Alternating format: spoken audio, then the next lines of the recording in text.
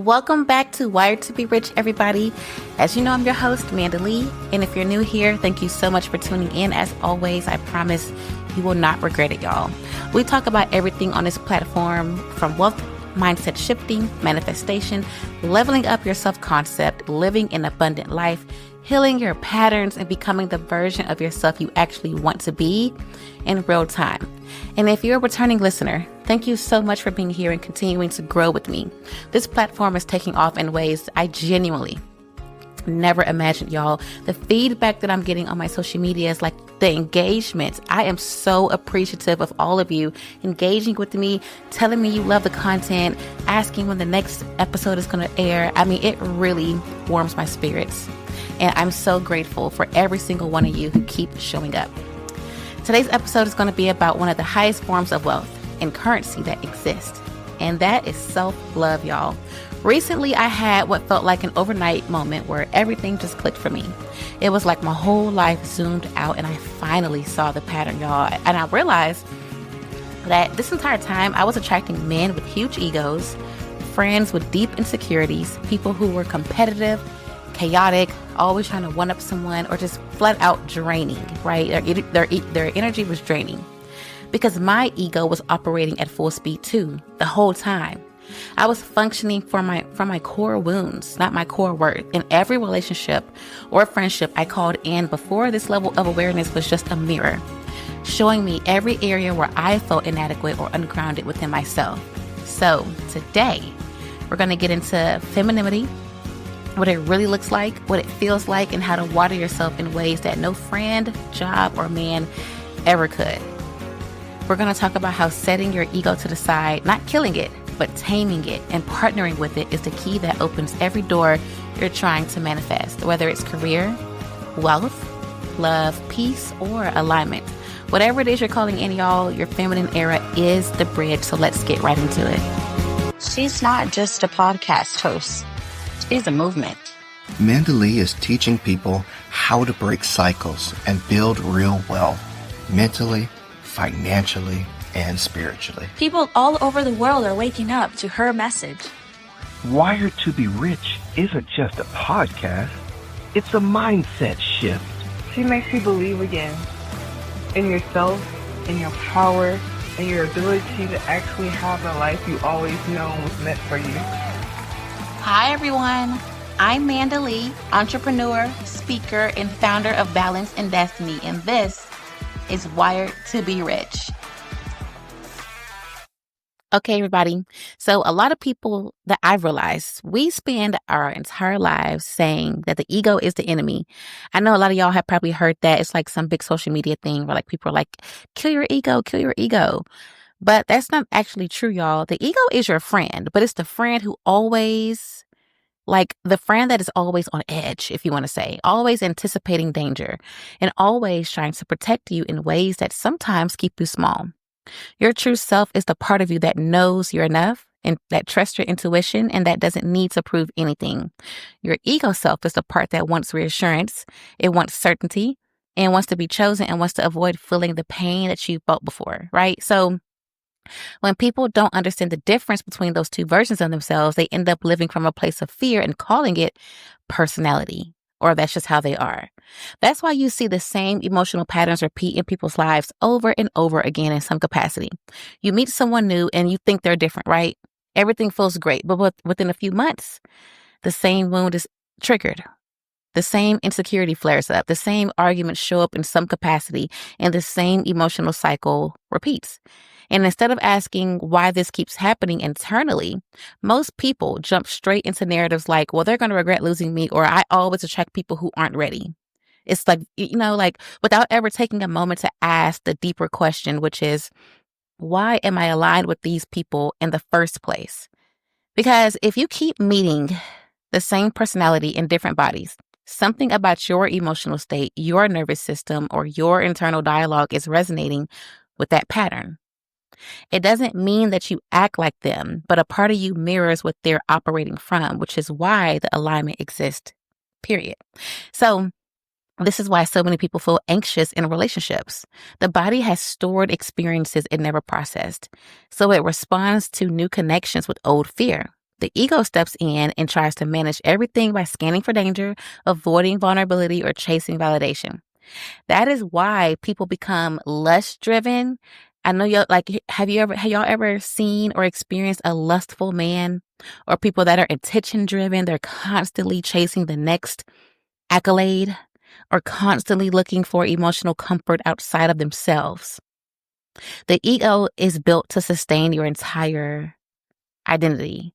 Well, I'm sorry, it's not built to sustaining your entire identity. It's built to warn you, to protect you, and to help you discern. But when it becomes the version of you that makes decisions, you end up attracting partners and friendships who are also leading from their egos, y'all. This is why you'll meet men who claim to be masculine and grounded, but the minute they feel uncomfortable or insecure, they start scanning the room for attention. Those are the lustful men types, right? They're not doing it because they're confident. They're doing it because their ego needs validation to feel stable. A man who is truly whole within himself is not looking around to see who's watching him or who finds him attractive or who might give him a dopamine hit.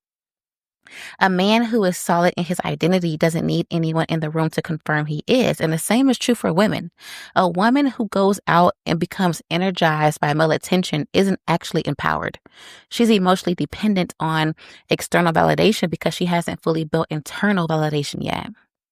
I started noticing this within myself. Like, it'll be a man making eye contact with me or offering to buy me a drink or staring at me across the room. And those things used to give me a little boost, y'all. I'm not going to lie. They made me feel desired, which made me feel more secure in my own beauty. But the truth is, if I already felt that within myself, I wouldn't have needed any of that. This is kind of similar to the Aisha Curry thing a little bit, but that's a different subject for a different day. And recently, something shifted in me. I stopped relying on the reaction of a man in a room to remind me that I'm beautiful or worthy, because I already know I am. I already know what I bring into a space, and I don't need anyone's gaze to confirm it. Because beauty can attract a crowd. I'm sure a lot of y'all know that. You can go out, and I can take myself out this coming weekend, and I know for a fact I'm going to get hit on by at least a handful of men. I know for a fact someone's going to offer to buy me a drink, because attention is so easy to grab. But worth attracts alignment. And I finally see the difference, y'all. So when I say people attract partners who mirror their wounds, I'm not speaking from judgment. I'm speaking from experience and awareness. The ego will have you chasing approval, chasing attention, chasing emotional safety, but it will never be able to sustain you. It's a temporary coping mechanism, not a foundation.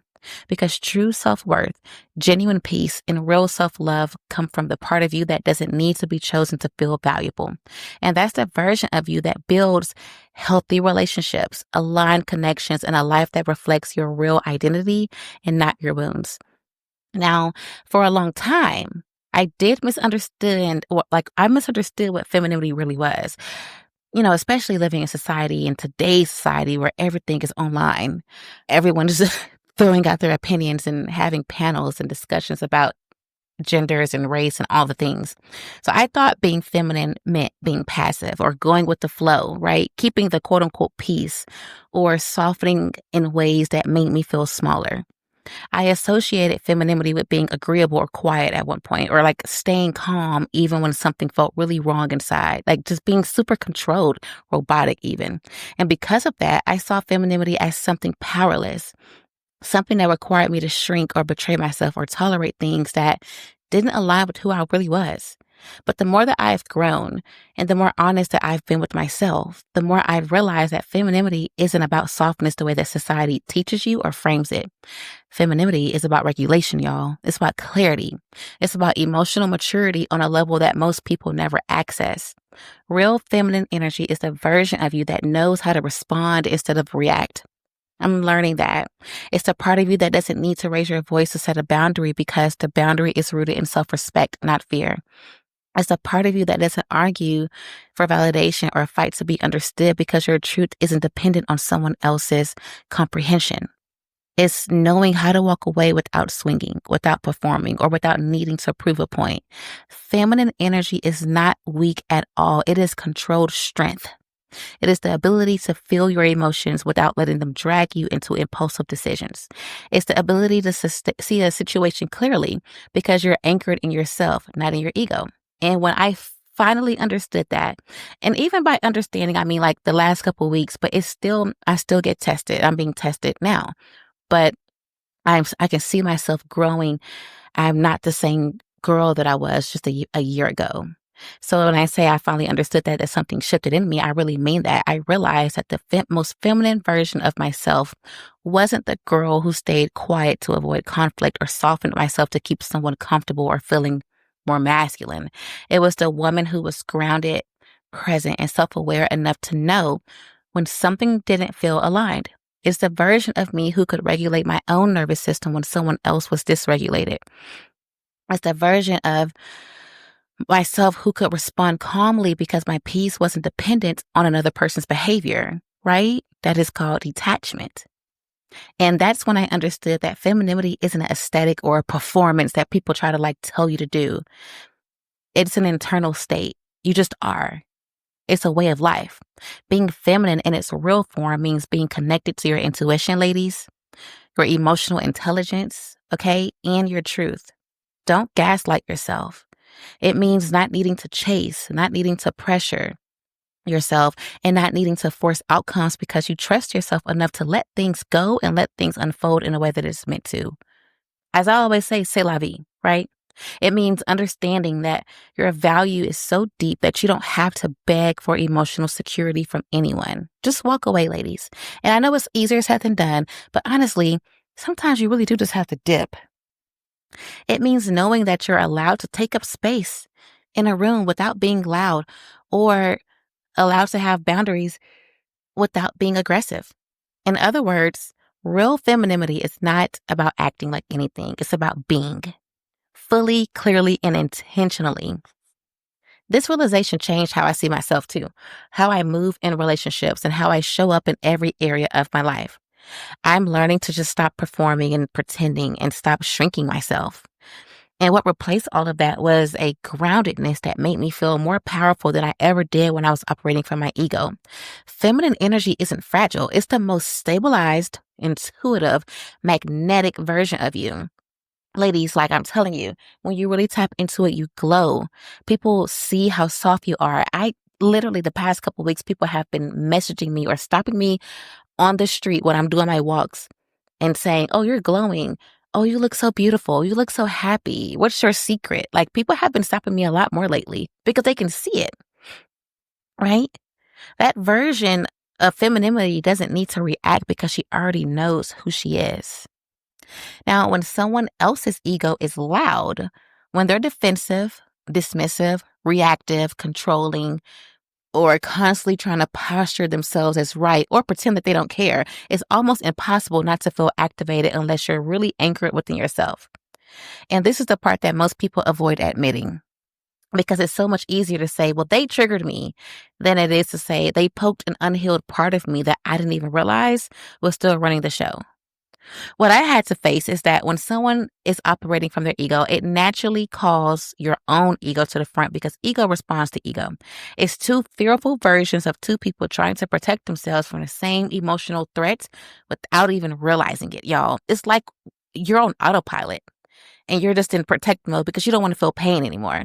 So your ego is front, loud, and center. And in my situation, his ego was loud in obvious ways. It showed up in blame, defensiveness, avoidance, pretending he didn't care, but also being compassionate, a little irritation, the inability to sit with discomfort without redirecting it, right?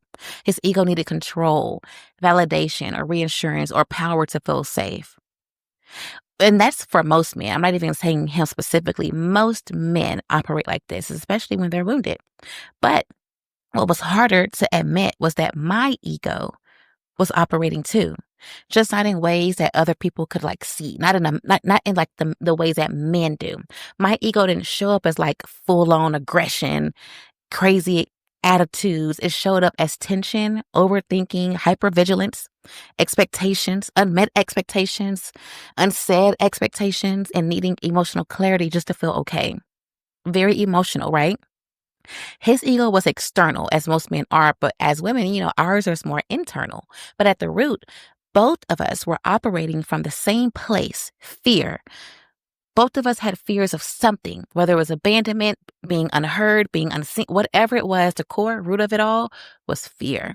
And realizing that was one of the most painful moments of my self-awareness that I've had in a long time. Not because of him, but because it's easy to look at someone else's behavior and conclude that they're the one who needs growth, healing, responsibility, or accountability, right? But when you take an honest inventory of your own reactions, your own needs, your own triggers, and your own emotional habits, you realize that you were participating in the same dynamic, just from a different angle. I had to sit with that truth, that the part of him that made me feel unsafe was mirroring the part of me that wasn't grounded in myself. His patterns were triggering wounds I hadn't fully accepted or tended to. And in that sense, he wasn't the problem. He never was. He was my mirror. But the most powerful part of this realization is that the moment you recognize your ego's role in the dynamic, the entire emotional atmosphere changes, y'all. It's like the grip loosens. The blame disappears. So you try to navigate from that. The narrative shifts from, well, he did this to me, to I can learn from this. How can I move forward from this? How can I make sure that I don't repeat the same behavior to the next gentleman or the next woman that I'm with? Right? Instead of feeling like you were attacked, abandoned, or disregarded, you start to understand why the reaction was so strong inside of you in the first place. And that kind of clarity is liberating because it gives you your power back. It frees you from waiting for someone else to behave differently so you can feel at peace. But this is why I also say it's really important to know yourself, because sometimes you have to look at how you react to certain situations and you have to tell yourself, this is not me. And the only way that you would know that is if you know who you are. So then when you start telling yourself that this isn't me, you start asking yourself, well, why am I reacting like this? What is this triggering? When you see your ego clearly, you stop allowing other people's emotional chaos to dictate your inner world, right? You are still whole inside. So his ego was loud and unregulated, but mine was loud in a way that I didn't even consciously hear. And once I acknowledged that, I could finally separate myself from that dynamic instead of being swallowed by it. It was freeing to realize that his behavior only had power because a part of me still resonated with that emotional frequency. But once I saw it for what it was, I no longer needed to react, defend, over-explain, or overcompensate. Easier said than done. I mean, I did realize this, y'all, but again, I'm a human being. But I could simply, now at least, I could just observe, understand, communicate, and detach from the outcome, right? You understand what's going on. You observe the dynamic between you two. You understand why it happened, and you detach from the outcome. So either whatever happens, you're okay. Like not the avoidant, I'm going to pretend to be okay, like genuinely on a soul level, you are okay. And that's the goal. The goal is always you. And that's the moment the ego steps aside and the true self steps forward. Now, what this entire journey has shown me is that coming home to yourself is the real turning point. Not being feminine, not being masculine, but being regulated, grounded, and anchored in who you actually are. When you're connected to your true self, you move through life differently, y'all. And it's almost instant. It seems like it happened overnight, but then you look back on all the situations that you've endured, all the friendships, all the jobs, all the relationships, and you realize that it made sense because it had to bring you back to yourself. You stop bracing for impact. You stop anticipating disappointment. You stop trying to control outcomes. And instead of relying on your ego to manage every emotional experience, you give it permission to be what it was always meant to be. A tool, guys, not an entire identity. Too many people run around here pretending that they don't care about stuff. And it's one thing to not care about the outcome, but it's another thing to just pretend like you aren't hurting. When you're finally centered, you don't operate from anxiety, right? You don't make decisions out of fear. The decisions are hard, but you make them from clarity.